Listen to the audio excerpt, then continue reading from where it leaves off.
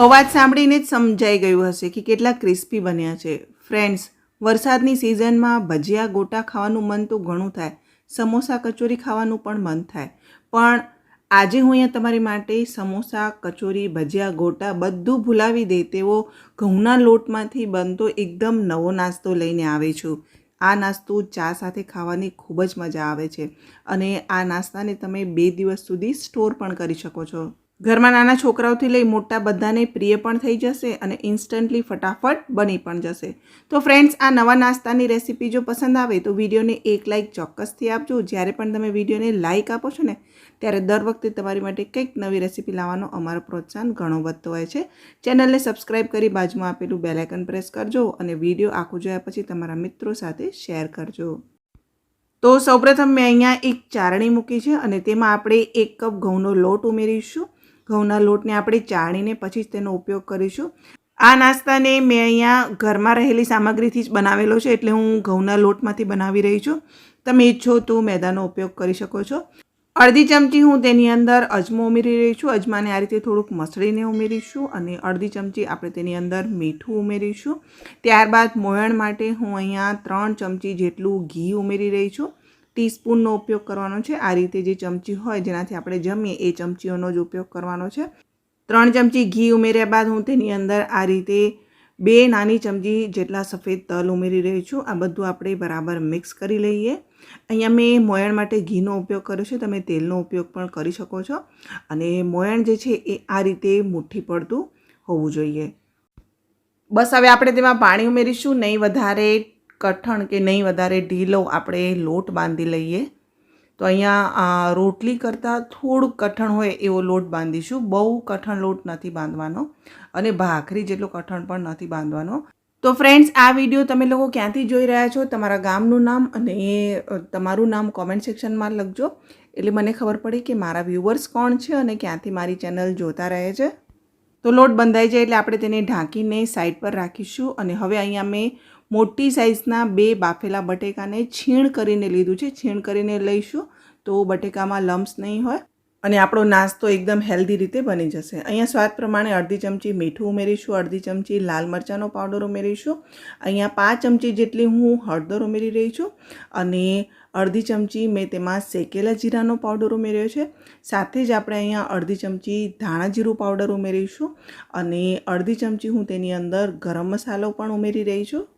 ત્યારબાદ હું તેની અંદર અડધી ચમચી ચાટ મસાલો એડ કરી રહી છું. ચાટ મસાલાની જગ્યાએ તમે આમચૂર પાવડરનો ઉપયોગ પણ કરી શકો છો. અને ત્યારબાદ હું તેની અંદર ઝીણા સમારેલા લીલા દાણા થોડાક એડ કરી રહી છું અને અડધી ચમચી આપણે તેની અંદર એકદમ બારીક કસૂરી મેથી એડ કરીશું. તો કસૂરી મેથીને શેકી અને પછી મેં તેનો ભૂકો કરી લીધો, તો એ અડધી ચમચી જેટલી ઉમેરવાની છે. આનો સ્વાદ આ નાસ્તામાં ખૂબ જ સરસ લાગે છે, પણ જો તમને પસંદ ના હોય તો તમે સ્કીપ પણ કરી શકો છો. હવે આ બધું મેં અહીંયા બરાબર મિક્સ કરી લીધું છે. તમે જોઈ શકો છો કે બટેકાને મેં છીણ કરીને લીધા એટલે તેમાં બટેકાની બિલકુલ પણ ગાંઠો નથી, બિલકુલ પણ લમ્સ નથી અને આ મસાલો આપણો એકદમ સરસ સ્મૂથલી તૈયાર થઈ ગયો છે. તો ફ્રેન્ડ્સ, આજની બેસ્ટ કમેન્ટનું લિસ્ટ મેં અહીંયા વિડીયોમાં આપેલું છે. જો તમારે પણ તમારી કમેન્ટને નેક્સ્ટ વિડીયોમાં પિક કરાવી હોય તો બેસ્ટ કમેન્ટ આ વિડીયોની નીચે મને લખીને જણાવજો. હવે આ બટેકા બાફેલા છે એટલા માટે તેની અંદર થોડુંક મોઇશ્ચર તો છે જ, તો તેને ડ્રાય કરવા માટે હું અહીંયા 2 ટેબલસ્પૂન જેટલો કોર્નફ્લોર ઉમેરી રહી છું. આ રીતે કોર્નફ્લોર મિક્સ કરવાથી આ મસાલો તેલમાં ખુલશે નહીં અને નાસ્તો આપણો એકદમ સરસ રીતે તૈયાર થશે. તો અહીંયા જોઈ શકાય છે કે મેં તેને બરાબર મિક્સ કરી લીધું છે. અહીંયા કોર્નફ્લોરની જગ્યાએ તમે મેદાનો ઉપયોગ પણ કરી શકો છો. અને આ મસાલાને અત્યારે હું સાઈડ પર મૂકું છું અને જે આપણે લોટ બાંધ્યો હતો તેને લગભગ 15 મિનિટ થઈ ગઈ અને હવે આ લોટને આપણે થોડુંક મસળી લઈએ અને આ લોટમાં આપણે થોડુંક તેલ લગાવીને તેને મસળીશું અને એકદમ સરસ તેને સ્મૂથ કરી લેવાનું છે. તો અહીંયા લોટને મેં મસળીને એકદમ સ્મૂથ કરી લીધો છે અને હવે આપણે તેના 2 ભાગ કરી આ રીતે મોટી સાઇઝના 2 લુવા બનાવીશું. તો અહીંયા જોઈ શકો છો કે મેં એકદમ મોટા લુવા બનાવ્યા છે. હવે ત્યારબાદ આ લુવાને કોરા લોટમાં બોળી અને આપણે તેને વણી લઈશું. મોટો રોટલો વણવાનો છે, બહુ જાડો નહીં અને બહુ પતલો નહીં, એ રીતે આપણે તેને વણીશું. સાઇઝમાં થોડુંક મોટું જ રાખીશું. ફ્રેન્ડ્સ, પુરુષોત્તમ માસમાં મેં અહીંયા ઘણી બધી ફરાળી વાનગીની રેસીપીઓ અપલોડ કરેલી છે જે તમને શ્રાવણ માસમાં પણ ખૂબ જ કામ આવશે અને એ બધા વિડીયોની લિંક તમને ડિસ્ક્રિપ્શન બોક્સમાં મળી જશે. જો ના જોઈ હોય તો તમે ત્યાંથી જોઈ શકો છો. તો અહીંયા જોઈ શકાય છે કે મેં મોટો રોટલો વણી લીધો છે અને તેની થિકનેસ પણ હું તમને અહીંયા બતાવી દઉં છું. બહુ જાડો નહીં, બહુ પતલો નહીં, આ રીતની તેની થિકનેસ હોવી જોઈએ. હવે આ જે રોટલી છે તેને આપણે ફોલ્ડ કરીને મૂકી દઈએ. તો રૂમાલની જેમ હું તેને આ રીતે ફોલ્ડ કરી અને એક પ્લેટમાં મૂકી દઉં છું, કારણ કે મોટી સાઇઝની છે એટલે એકદમથી લેવા જઈશ તો તૂટી જશે. અને બસ સેમ એ જ રીતે આપણે અહીંયા બીજી મોટી રોટલી વણી લેવાની છે.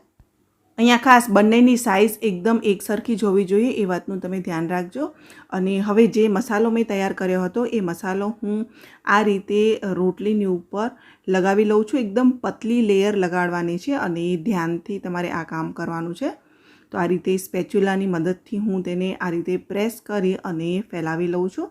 તો જે મસાલો મેં તૈયાર કર્યો હતો એ બધો જ મસાલો મેં અત્યારે અહીંયા લગાવી લીધો છે. કોર્નફ્લોરના લીધે અહીંયા જે બટેકાનો મસાલો છે એ ડ્રાય છે એટલે એકદમ ઇઝીલી લાગી પણ જશે.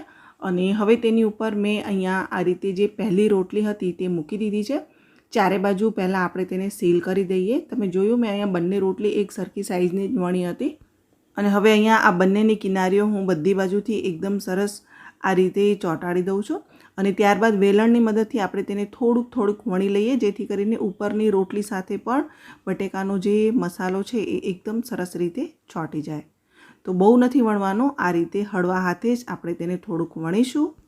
તો હવે આ નાસ્તો બનાવવા માટે આપણે તેને છરીની મદદથી કટ કરી લઈશું. તો અહીંયા આપણે 1 ઇંચના અંતરે આ રીતે લાંબી પહેલાં સ્ટ્રીપને કટ કરીશું. ત્યારબાદ છરીની મદદથી આપણે હવે તેને આડા કટ લગાવીશું. તો એ પણ આપણે 1 ઇંચના અંતરે જ લગાડવાના છે. અહીંયા આપણે ચોરસ પીસીસ તૈયાર કરવાના છે. આ રીતે ચોરસ પીસીસ કટ કર્યા બાદ હું એક પીસ આ રીતે હાથમાં લઉં છું અને તેની 2 કિનારીઓ આ રીતે સામસામે જોડી દઉં છું.